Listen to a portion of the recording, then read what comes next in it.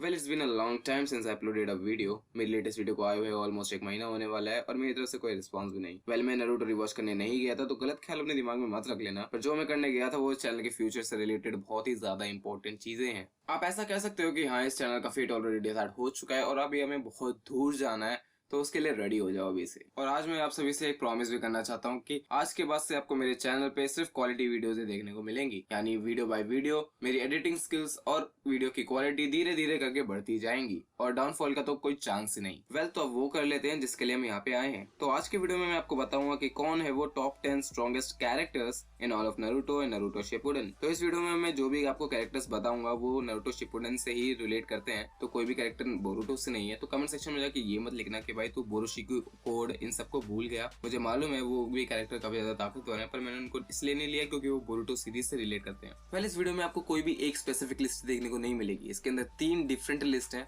यानी हर पर्सन के लिए एक अलग लिस्ट, क्योंकि हर किसी को कोई एक लिस्ट पसंद नहीं आ सकती। क्योंकि कुछ लोग बोलते हैं कि उन्हें ओत्सुसुकीज नहीं पसंद क्योंकि वो कुछ ज्यादा ही ओवर पावर्ड होते हैं और उनकी ताकत इतना ज्यादा होती है कि वो स्टार्टिंग के 5 स्लॉट कवर कर लेते हैं। कुछ लोगों को नारुतो सास्के नहीं पसंद होते क्योंकि वो अलग ही गॉड लेवल में है, वो तो ऑब्वियस है, वो तो स्टार्टिंग में आएंगे ही। तो इसी रीजंस की वजह से मैंने 3 डिफरेंट लिस्ट बनाई है, और 3 लिस्ट बनाने का रीजन ये भी था ताकि ज्यादा हल्ला गुल्ला ना हो कमेंट सेक्शन में, because this is business. This is my sweat. I know, but I did business.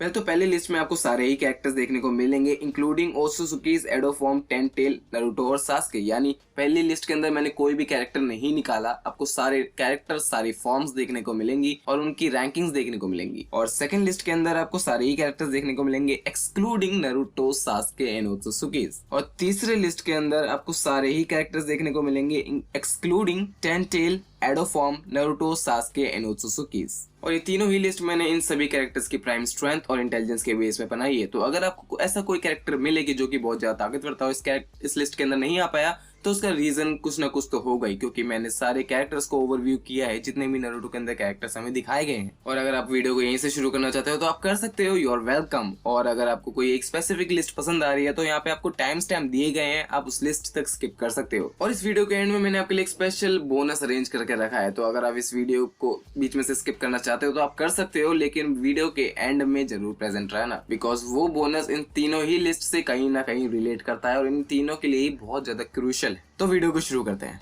तो चलो हम पहली लिस्ट से स्टार्ट करते हैं। तो पहली लिस्ट के 10वें नंबर पे जो कैरेक्टर आता है वो है मिनातो नामिकाजे। क्योंकि हम सब जानते हैं कि मिनातो कितना ज्यादा फास्ट है, वो बहुत ही क्रेजीली फास्ट है, क्योंकि उसकी फ्लाइंग गॉड थंडर टेक्निक जो कि टोबिरामा की क्रिएटेड की गई है, उसको इस तरह मास्टर किया है मिनातो ने कि उस टेक्निक को खुद की बना चुका है। और उसमें वो इतना ज्यादा फास्ट है कि उसने 1000 शिनोबिस को एक साथ हराया था, और वो fast shinobi in the world के नाम से भी जाना जाता है बिकॉज ऑफ दिस टेक्निक। और एडो फॉर्म के अंदर उसके पास केसीएम है, और जबकि नारुतो तक ने केसीएम फॉर्म के अंदर 4th राइकागे की स्पीड को सरपास कर दिया था, तो अगर वो मिनातो के पास होगी तो आप सब जानते हो कि मिनातो तो भाई क्रेजी है इस फॉर्म के अंदर। और आप सब जानते हो कि उसे सेज मोड भी आता है, वो परफेक्ट कर सकता है सेज मोड को, और एडो फॉर्म्स को ना ही डिस्ट्रॉय किया जा सकता है, और उसकी रीजनरेशन इतनी ज्यादा अच्छी है कि उसको हराया नहीं जा सकता, प्रैक्टिकली हराया नहीं जा सकता। एडो फॉर्म्स को सिर्फ सील किया जा सकता है, और कौन होगा इतना फास्ट जो मिनाटो को सील कर सके। तो आई गेस नंबर 10 से कोई भी डिसएग्री नहीं करना चाहिए। तो अब नंबर 9 की तरफ चलते हैं। तो नंबर 9 पे जो कैरेक्टर है उसका नाम है हाशिरामा इन हिज प्राइम, जब वो जिंदा था। तो आप इसको वो वाला हाशिरामा समझ सकते हो जब हाशिरामा माद्रा से लड़ा था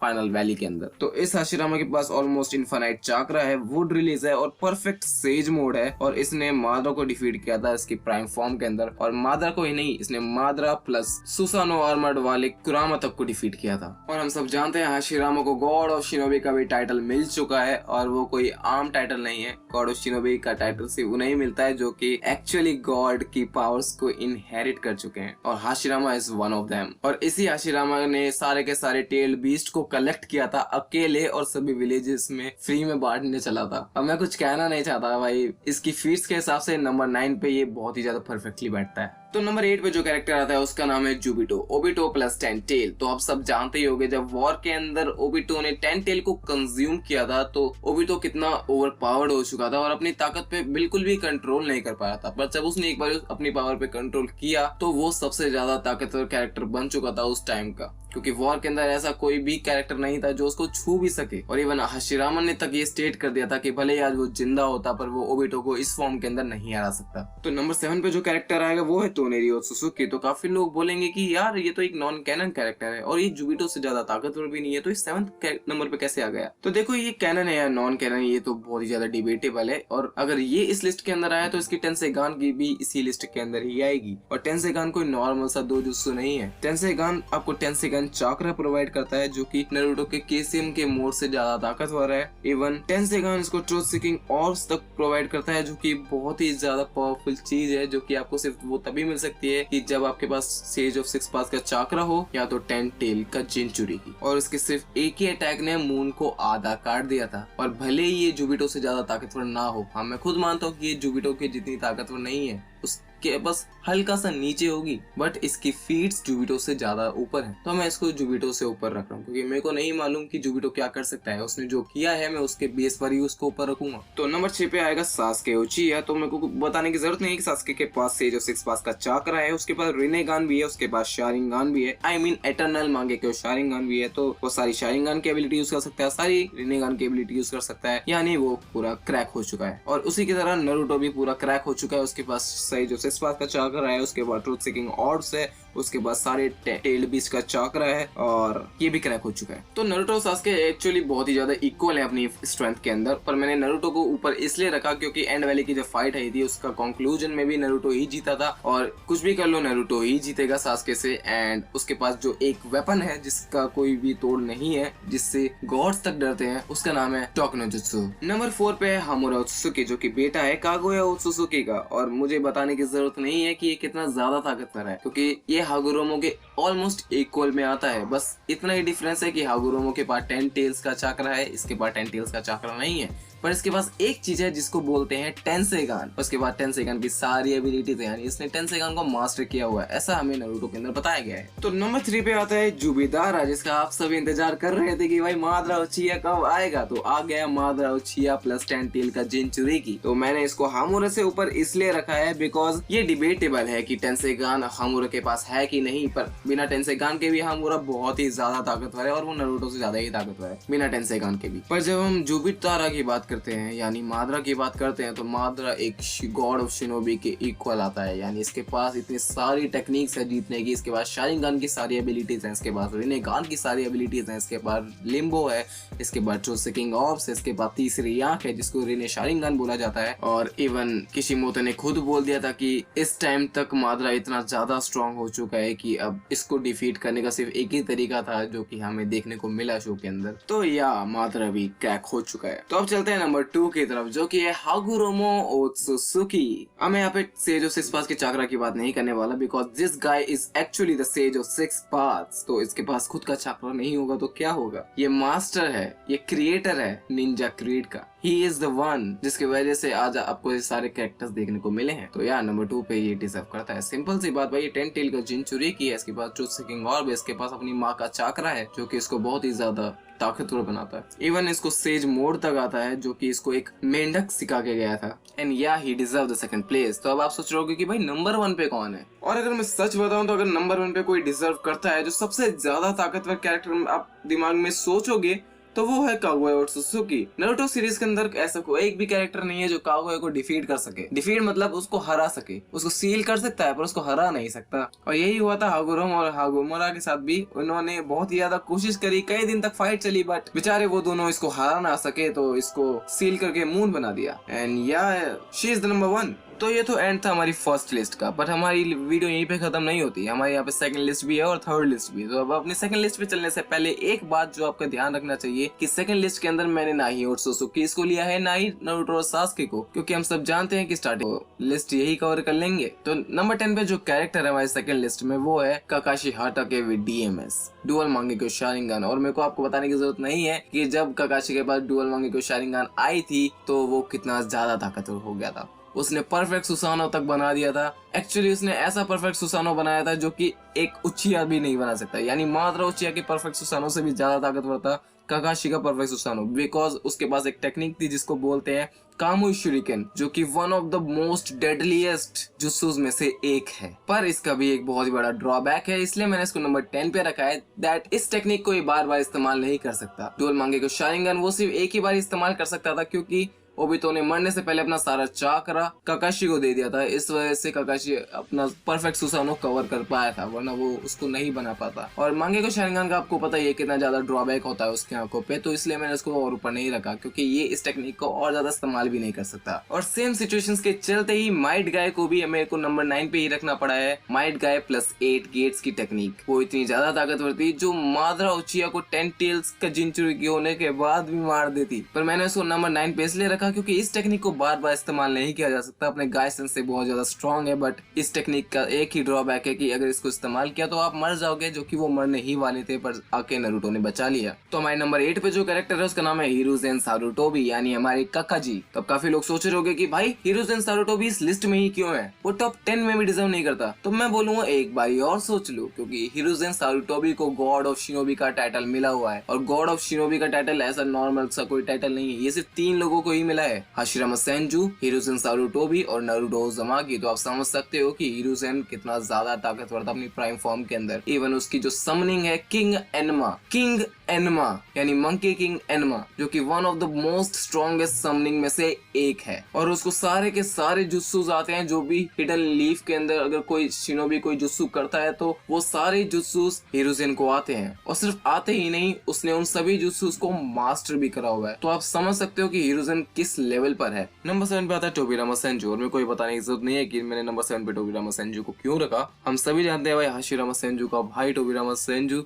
जितने भी most of the forbidden techniques आप लोग जानते हैं, उसमें से most of them forbidden technique Tobirama Senju ने ही बनाई है। Shinobi academy system Tobirama Senju ने बनाया, shinobi ranking system Tobirama Senju ने बनाया। और टोबिरामा सेंजू ने इतनी सारी चीजें बनाई है कि अगर मैं इसके ऊपर एक डेडिकेटेड वीडियो भी बनाऊं ना, तो भी वो आधे घंटे से ऊपर निकल जाएगी। Tobirama Senju is really a capable shinobi, और नंबर 7 से नीचे मैं ऐसे नहीं रख सकता। तो नंबर 6 पे जो कैरेक्टर है उसका नाम है नागाटो उज़ुमाकी, और हम सब जानते हैं कि नागाटो उज़ुमाकी किस खेत की मूली है। इसने एक झटके के अंदर लीफ विलेज उड़ा दिया। और अगर कोई रिनेगान की सच में सारी एबिलिटीज को अनलॉक कर सकता है और उसको अपनी पीक तक इस्तेमाल कर सकता है, तो वो है नागाटो उज़ुमाकी। और इसको रिनेगान के साइड इफेक्ट से भी कोई फर्क नहीं पड़ता, क्योंकि इसके बाद उज़ुमाकी होने की वजह से इतना ज्यादा चाकरा है कि he is fine with it. और आप सब सोचते हो कि यार कौन सा साइड इफेक्ट, ऐसा तो कोई साइड इफेक्ट हमें तो अभी तक नारुतो के अंदर बताया नहीं गया, तो हमें एक बताया है। रिनेगान ऐसी कोई नॉर्मल सा डोजुत्सु नहीं है जैसे डांसो ने उठाया और अपनी आंख में लगा लिया। रिनेगान कोई नॉर्मल सा डोजुत्सु नहीं है। रिनेगान सेज ऑफ 6 पास का डोजुत्सु है, और इसको विल्ड करने के लिए आपके पास बहुत ही लार्ज अमाउंट में चाकरा होना चाहिए, और आप इसके वर्दी होनी चाहिए।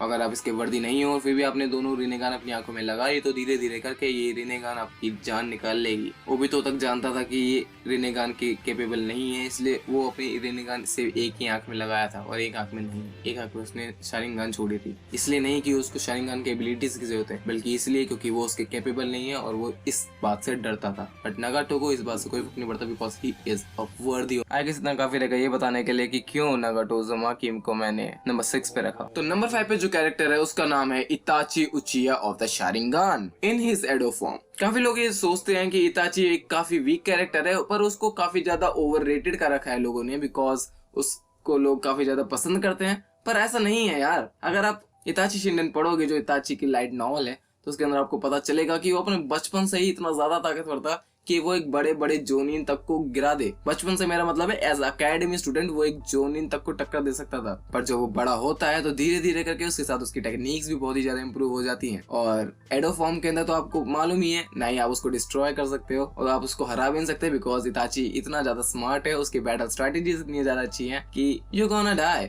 और उसके पास मांगेको शारिंगान है, जिससे वो सुकियोमी यूज कर सकता है, अमातेरासु यूज कर सकता है, अपनी सारी मांगेको शारिंगान की सारी एबिलिटीज इस्तेमाल कर सकता है, और उसके ऊपर उसको कोई फर्क भी नहीं पड़ेगा, उसको ब्लाइंडनेस देखेगी भी नहीं। और वो उसका ताइजुत्सु इतना अच्छा है, उसका निंजुत्सु इतना अच्छा है, उस गेंजुत्सु में तो one of the best character है और one of the smartest character है in the whole Naruto series. और इताची के पास उसका खुद का डिफेंसिव टेक्निक भी है, जिसको आप चाह के भी नहीं हरा सकते, क्योंकि नारुतो सीरीज में बोला जाता है कि Susanoo is the one of the best, नहीं is the best defensive technique. और उसके साथ उसके पास है याटा मिरर। याटा मिरर एक ऐसी टेक्निक है जिसके ऊपर कोई भी अटैक काम नहीं करता। अगर आपने पोकेमॉन देखा है तो आप आरसीएस को तो जानते ही होंगे कि अगर आप उससे कोई भी अटैक करोगे तो वो नलीफाई हो जाता है। क्यों? क्योंकि उसके प्लेट्स उसका टाइप चेंज कर देती है उस अटैक के हिसाब से। वही करता है याटा मिरर। और उसके बाद इतना तगड़ा डिफेंस होता है, उसके पास उससे तगड़ा ऑफेंस भी है जो कि है तोत्सुकी ब्लेड। वो एक ब्लेड है जो अगर आपको टच भी कर दे तो आपको सील कर देगी ड्रंकन ड्रीम्स के अंदर, जो कि एक गेंजुत्सु है और उसके अंदर आप इटर्नी के लिए सील हो जाओगे। और वो एक कोई छोटा मोटा गेंजुत्सु नहीं है, वो एक ऐसा गेंजुत्सु है जो आपकी दिमाग की सबसे ज्यादा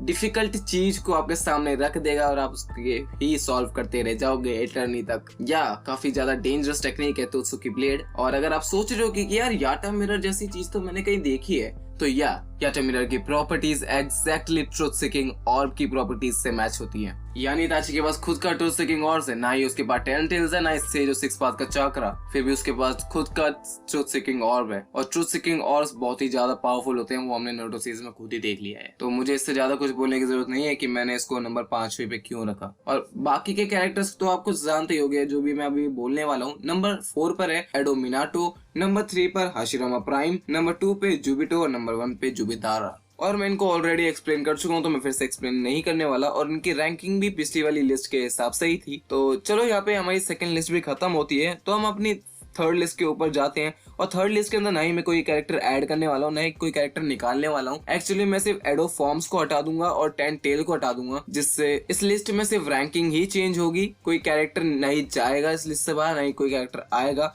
तो रैंकिंग कहाँ से चेंज हो रही है मैं आपको ये बता देता हूँ। नंबर 6 पे नागाटो उज़ुमाकी था, वो नंबर 6 पे ही रहेगा। पर नंबर 5 पे आ जाएगा मिनाटो, नंबर 4 पे आ जाएगा इताची, नंबर 3 पे आ जाएगा ओबिटो, नंबर 2 पे आ जाएगा मादरा और नंबर 1 पे आ जाएगा हाशिरामा। यानी ये भी जो कैरेक्टर्स हैं ये इनकी अलाइव प्राइम फॉर्म है। तो यहाँ पे खत्म होती है हमारी तीनों लिस्ट।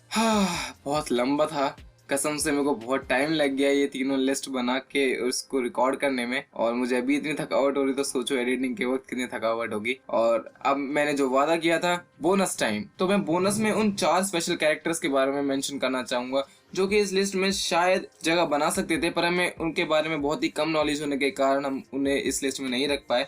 तो उनमें नंबर 1 है साकुमो हताके, जो कि तीनों लेजेंडरी सानिन्स को एक साथ हरा सकते थे। और White Fang of the Leaf इनको सब जानते हैं। और नंबर 2 पे है शिशु उचिया, इताची का मेंटोर। और हम सब जानते हैं कि कोतोमा त्सुकामी जो सबसे ज्यादा पावरफुल गेंजुत्सु है इसी का है। He is the one of the most strongest genjutsu users. और उचिया क्लैन का सबसे पावरफुल मेंबर भी यही है, ऐसा इताची ने स्टेट किया था। एंड नंबर 3 पर है नाइट डाई, और जो कि एमाइट गाय के फादर, जो कि अपने 8 गेट में कितने ज्यादा ताकतवर है आई डोंट नो। इन्होंने 7 निंजा स्वॉर्ड्समैन के सातों मेंबर्स को अकेले मार दिया था, पर वो कितने ज्यादा स्ट्रॉन्ग है ये हमें नहीं मालूम। और नंबर 4 पे जो कैरेक्टर है वो है मुकाई कोइनाटा। और आप सोच रहे होगे कि ये कौन है। अगर आपने शिताची शिंडन पढ़ी है तो आप जानते होगे कि ये ही वो कैरेक्टर है जिसने ऑलमोस्ट इताची और शिशुई को हरा ही दिया था। अगर कोई ऐसा कैरेक्टर है जिसके सामने इताची और शिशुई दोनों मिलकर भी हार गए तो वो है मुकाई। और मैंने ये तक पढ़ा था उसके अंदर कि एक समय ऐसा था जब इताची मुकाई के पैरों के नीचे था और शिशुई की गर्दन मुकाई के हाथ में। तो आप समझ सकते हो कि मुकाई कितना ज्यादा ताकतवर था, पर इसके बारे में कम इन्फॉर्मेशन होने के कारण हम इसको लिस्ट में नहीं रख सकते। सो या guys, that's all for the video. अगर आपको वीडियो पसंद आई हो तो वीडियो को लाइक कर देना और चैनल को सब्सक्राइब कर देना। और आप कमेंट सेक्शन में बता सकते हो कि आपका फेवरेट कैरेक्टर कौन सा है, या फिर मैं कोई कैरेक्टर को भूल तो नहीं गया ऑनरेबल मेंशंस में भी। और आप अपने पॉइंट ऑफ व्यू को भी कमेंट सेक्शन में बता सकते हो। तो मिलते हैं अगली वीडियो में, तब तक के लिए गुड बाय।